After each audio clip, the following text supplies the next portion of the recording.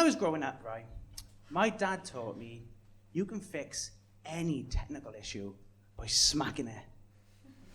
TV on the fritz, smack. DVD player skipping, bang.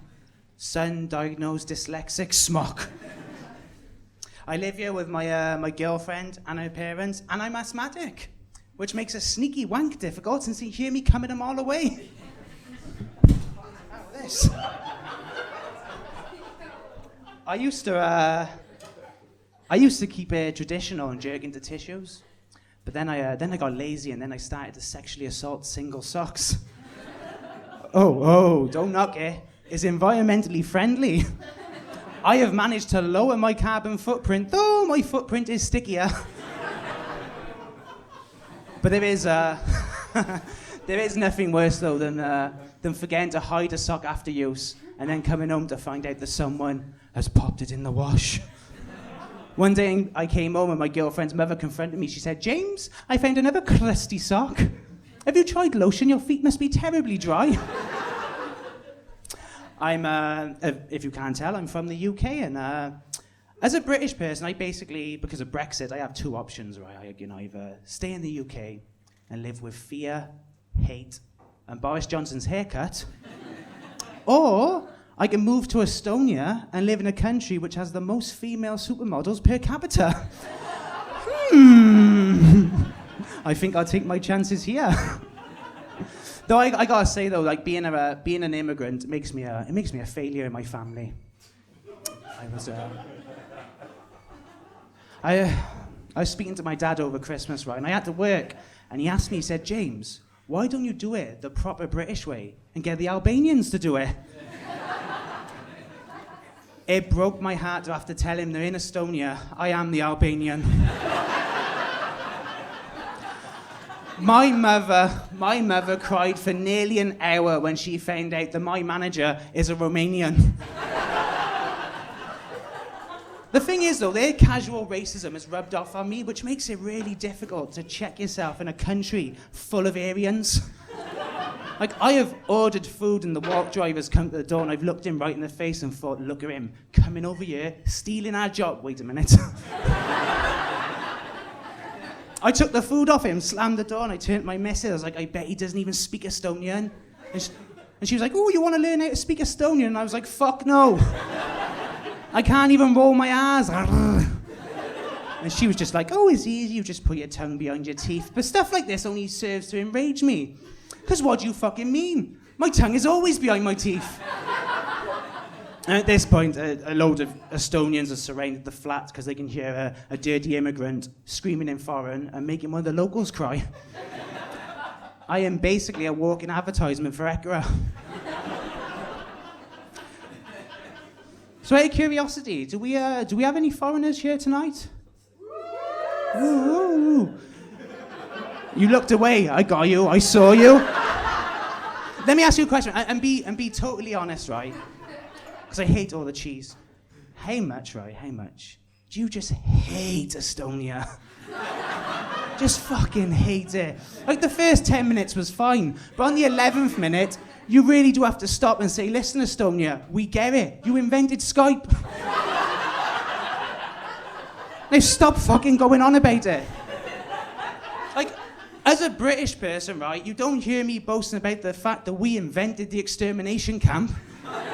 Do you know why? Because extermination camps, like Skype, are shit. And only third world countries still use both. No, do you know what? Fucking no. I got proof that fucking other people hate Estonia. Even God hates Estonia. I got proof, right? The chances of being hit by a meteorite is 1.6 million to 1. Saramar is that one. Since the creation of time itself, the universe has conspired to fuck Estonia. Probably because they were already fed up of hearing about a fucking mediocre telecommunications service. Jesus fucking Christ. Now, I do like Estonia, and I'm just projecting. I'm a bit angry because I've been living here for 2 years. I've been performing for about a year, and I had this joke in the beginning, and it brought out a lot of like sensitive people who got really upset, and They even said that I don't have the right to tell this joke, and I'll tell it to you. No setup or anything, just straight in. I had this joke where I said, what's got 2 thumbs, gets to live in your fine country, and doesn't have to join the military?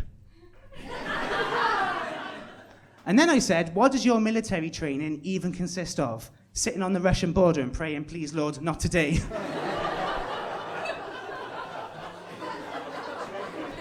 Like, people kicked the fuck off over on that joke. And the thing is, like, I love Estonia. It's a joke. You need to calm down. Like, I fucking chip in wherever. But it's just, it really hurt my feelings. And then I later found out, because this upset me even more, because I'm from Wales, specifically. And our military, the Welsh Guard, they're not back in Wales defending the sheep from the English. They're here on your borders, and I managed to find one. And I thought, if someone can have an opinion on Estonia, it's this fella. So I asked him, I said, how do you feel about potentially giving your life defending Estonia? And in 0.3 seconds, he said, where's Estonia? Fucking hell, it's a joke. Calm down. I love Estonia, simply because back in my country, I'd be referred to as an alcoholic. But here, I pretty much classify as a proud patriot. But there's some things that do scare me with this country. Like, back in Wales, our most dangerous predator is probably the local pisshead. But here, right, I went camping over the summer, and on the way to the campsite, my missus decided to tell me, she said, don't panic, but a bear has been seen in the area, but don't worry, because I brought a knife. I was like, yeah, have you not seen The Revenant? I told her to give me the knife, and she got all sarcastic, like, what, you're gonna fight the bear? And I said, no. So if I see one, I can immediately stab myself in the face. She got super serious then, started giving me all these survival tips, and one of them was, if you see a bear, you should play dead, and I'm not that good of an actor. Like, what am I supposed to do? See the bear charging and grab my chest and fake a heart attack?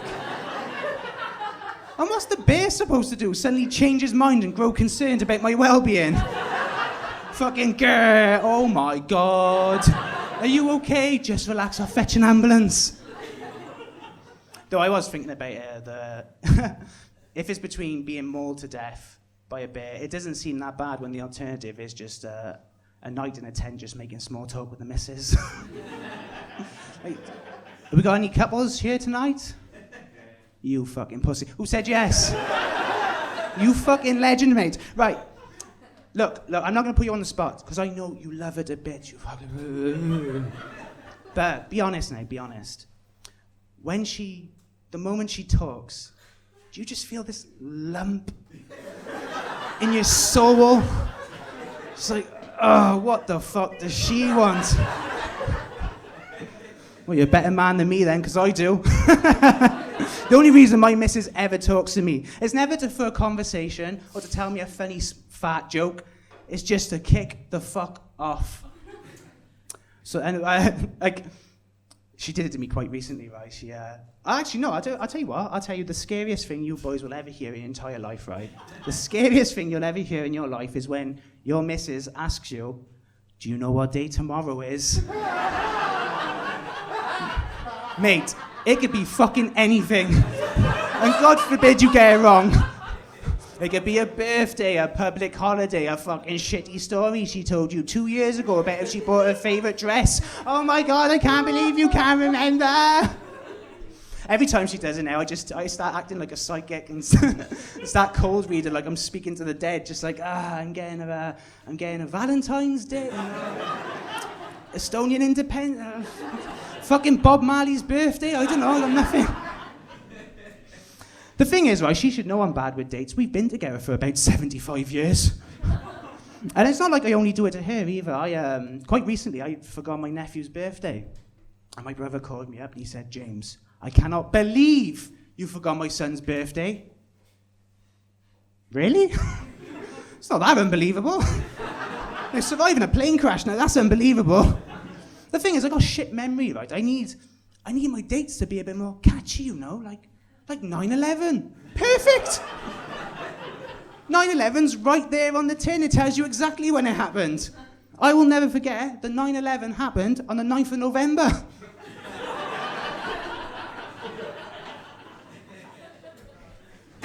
Oh, I don't know. To be fair, I give her a due because I am a massive fucking dickhead. When we both first got together, we both quickly discovered that I'm a smooth, hot-blooded, 100% raging asexual. Sex, I could take it or leave it. Oh shit, boys. This is going to go on for a bit longer. Do you know what asexuality is? Do you have that over here? Yes? Nice one, fella. Me and you asexuals to the end. No, but like, seriously, I've been watching a film, right? And she'll put on Netflix and chill. The only issue is, though, she'll start coming on to me at the 10-minute mark. And this is usually when the catalyst happens that propels the film's narrative forward. And at this point, I'm invested. I have genuinely gone to bed just like, sorry, babe, Legally Blonde is defying my expectations. But, yeah. I lied. I'm not actually asexual, sorry, mate. I just lied to her. Realistically, I'm just shit at shagging. Like, for me, like, thinking about doing cardio makes me sweat. So it's really hard to maintain an erection when sweat quickly turns into waterboarding. I don't know though. But I will forgive her for the complaints, because you know she can't help it. She's a woman, you know. What are you gonna do? I'm fucking fed up of it. All the years, constant complaints, just the gender pay gap, pregnancy. It's way harder to be a man, right? Because we have to live with toxic masculinity, right? Which means anything that we do in life, we have to do to the death. And it doesn't even have to be life-threatening. And I got evidence. I fucking researched this, right? Even Jesus Christ himself had toxic masculinity. When he was being crucified by the Romans, and he was carrying his little cross up the hill, and he fell over, and his disciple was like, "Oh, Jesus, let me help you." Did he accept? Fuck no.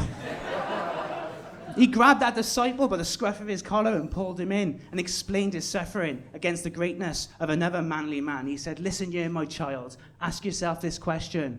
What would Chuck Norris do? Pass me that crucifix now." I had my crucifixion moment quite recently. I went to a Finnish sauna. And before I continue, I thought saunas are supposed to be relaxing. This thing's 1 billion fucking degrees. It was more like what life would be like if I was born a hot pocket.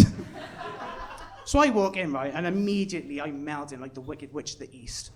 And I would have left, but in the mist, I could see there was already a guy in there, just chilling, laying there like Rose from Titanic, like, "Ooh, draw me like one of your French girls." But this triggered my caveman brain, right, because in my mind now, I can't leave until he leaves. So I did 2 things to try and scare him out early. The first thing I did is I sat right next to the stove. The second thing is as I walked past, I did this. I looked at him and went... Obviously, he didn't give a shit. And I am literally dying. And he's just sat there chilling, not a care in the world, just chucking water on the stones, humming the national anthem, just...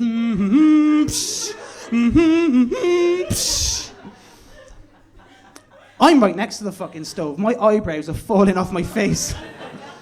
It felt like I was in there for 20 minutes. I started to look around the room for a clock, and I noticed the door was still closing from when I came in 2 seconds ago. I'm losing consciousness. But luckily, right, he stood up, and he left the sauna, and with what little energy I had left, I celebrated like, That's when I heard the splash. What he had done is he had left the sauna, jumped into an ice bath, and immediately came back in. But this time he was staring at me, smiling, because he knew. He saw the defeat in my eyes. And this is why it's harder to be a man, right? Because if we were 2 women, he'd have cared. He'd have come in and be like, "Oh my God, babe." He'd have fetched me a glass of water, told me how pretty I am. But instead he just stared at me, smiling, naked, and just proceeded to start singing the theme tune to Chuck Norris's Texas Rangers, "'Cause the eyes of the Ranger are upon you." Don't worry, I know that was a shit joke. I am trying to sort out these problems though, like my schizophrenia. I started seeing a therapist recently, and I was talking to him the other day, and I said, look, listen, I hate myself, I hate my job, and I just hate being alive. And the therapist said, like, James, have you contemplated suicide? And I said, honestly? Honestly, yes, I have. And they said, good, because your life seems shit.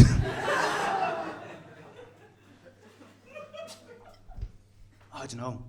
2020's been a mad year, isn't it? I feel like legally obliged to talk about coronavirus, because coronavirus for me has been fucking fantastic. If I had the power, right, I would never let this pandemic end. Because if I have to choose, right, between millions of people dying or having to visit my mother-in-law, there's going to be about six singers at the next Laulu do. It wouldn't even matter though, even if I was back in the UK, like, oh, do you know what? I just realised something. It doesn't make a difference to me because I don't have any vulnerable relatives here. But you lot, you lot made a decision tonight. You all looked yourselves in the mirror and thought, do I want to watch some shit comedy? Or do I want my grandmother to live? Sorry, Nan, I know you survived the Soviets, but you're going to have to survive my fist for a dick joke. And even if I was back in the UK, it's fine for me because luckily my grandparents are dead. I just pray to God that there isn't an afterlife because I can't bear the idea of having to look them in the eyes and explain to them that phase where I got really into transgender porn. Like I see it now at the pearly gates and I'm arguing with them like, Nan, I'm sorry, Nan. Listen here. Shh, wait. Have a look at this. Look at that. It's best of both worlds. It's buy one, get one free. What's that? Look, Nan, don't be stupid. No, it doesn't make me gay. Trans women are women, but these ones come with a sense of humour.